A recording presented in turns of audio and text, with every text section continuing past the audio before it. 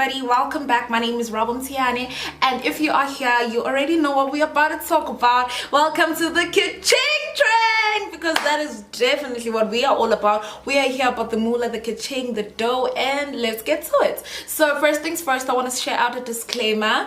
Guys, I am not a financial guru. I am not here because I'm multi-millionaire, and I'm out here. No, I have not been certified by any company or any sort of institution to give financial advice. I am not a financial advisor. I am simply, through my videos, sharing my personal opinions. Capiche? Capiche. So let's move forward. So today we're going to be talking about, as young people, how can we build our credit? So in credit in isiZulu is isikweletu. Usikhanda kanjani isikweletu esinomnotho, esinobucebo, and esihluzile. So first things first, how do we even go about opening any sort of credit in South Africa? What is credit? Credit is when you basically take now and pay later. So it's to build a relationship between you and specific institutions to basically show them that you can be trusted with their money. It starts out small. It starts out by opening a card at a local clothing store and being able to take that jacket. Later, we're taking that phone from that service provider, that network provider. Yes, we're taking a phone. Next it's a car. From that car dealership, next it's a house. From the bank. And so we are building until we get to the roof. Are we understanding each other? Are we understanding each other? I hope we are getting each other and we are understanding. So let's get to it. So basically, we've established what credit is. It's basically creating a relationship where you can be trusted with money. So how can you start creating a relationship between you and specific institutions to get to your end goal? Whether your end goal is to buy a truck someday,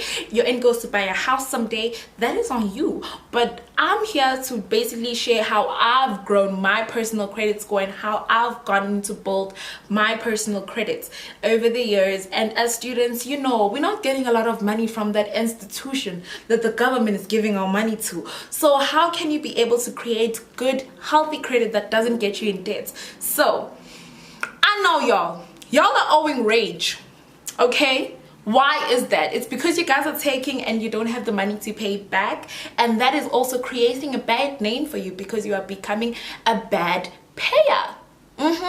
You are now going to be a bad payer. Imagine now if they can't trust you with it, they can't trust you with shoes. How are they going to trust you with the car? So beware, and today I'm going to show you guys how to efficiently stop owing these people money you cannot pay back. Okay. So here are my 5 tips on what I think, or the steps that I believe are great in opening credit as a student or as a young individual with a minimum income. So number 1, open up credit. So get that card, get leso skweletu, open up that credit. So open up a card, whether it is with a clothing card or with your gym membership, but open up some sort of credit. First things first.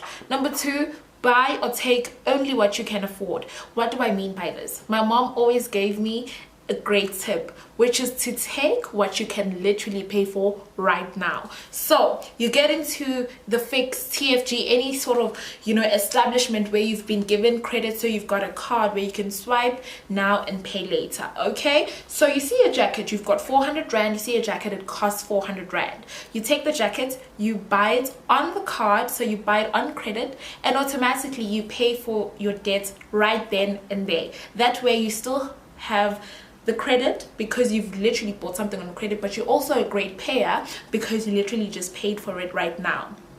Number 3, get a credit score app. Very important. The one I would recommend is ClearScore. ClearScore is absolutely amazing. It shows you all of your credit and how much you owe them and how much you've got, and also it also tells you your credit score, where it is, and also basically explains what you are eligible to apply for, whether it's a credit card or whatever. So I absolutely recommend ClearScore. Number 4, pay on time. Your gym membership, make sure nothing bounces, because that will show that you're a great payer. I know it's difficult, but make sure it goes back to the second point. Buy only what you can afford. Get only what you can afford. Stop getting out of your means. Stop trying to get whatever. Oh man, and never take people's advice or opinions as your own and apply it directly to your life. Take what suits you. You can't take Karabo's advice, and Karabo's income is at maybe, let's say per month it's at 3,000 rand, that's what I get, and you are only surviving on 500 rand. You can't apply the same and be like, oh, she opened a card here or she did this, which is why I always say these are just my opinions, and it's up to you to apply them in the way that you see fit, or take and get what you believe you can take and get from these conversations. Okay, number 5, the final point is that just try and also approach research. Research is very important. Never apply directly what you get from people or the internet into your life.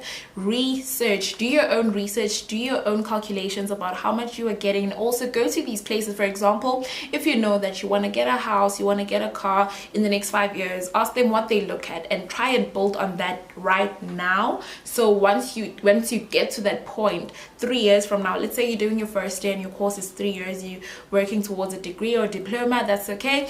And so you want at the end to, maybe once you start working your first or second, third year of work, you want to be able to be eligible to buy yourself a house or a car. Go to the bank and ask them, what do you guys look for? Do your research, and that way you can start putting in the steps of where we're going. So I hope I make sense, and I hope you guys have learned something from this.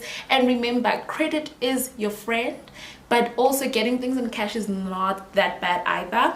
I'm not saying anything is bad, I'm just saying that it is also very important to get things on credit, because sometimes you can afford to buy that house cash, you can afford to buy that car cash, but does it make financial sense? Because the same money you've just paid cash for a car, you could have bought on credit and used the money remaining to grow it, invest it, make more to help it make more money for you. But it's up to you. I'm not a financial advisor, I'm literally just sharing my personal opinion. I hope you guys enjoyed today's episode and today's piece of Rabo business advice. And yeah, ngiyamthanda nibe right, uNkulunkulu angigcinele nina.